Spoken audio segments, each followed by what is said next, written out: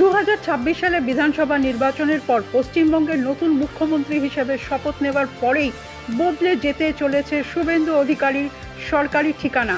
10ই মে 2026-এর report অনুযায়ী কলকাতার আলিপুরে অবস্থিত রাজ্য পরিচালিত ভিআইপি অতিথি ভবন সৌজন্যকেই তার নতুন সরকারি বাসভবন হিসেবে বেছে নেওয়া হয়েছে।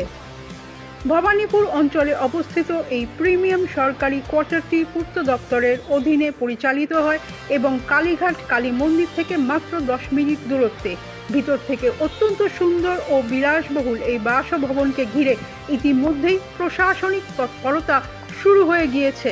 খবর অনুযায়ী এতদিন কলকাতায় এলে শুভেন্দু অধিকারী চিনার পার্কের নিজের ফ্ল্যাটেই থাকতেন, তবে মুখ্যমন্ত্রী পদে দায়িত্ব নেওয়ার পর এবার তার স্থায়ী ঠিকানা হতে চলেছে সৌজন্য।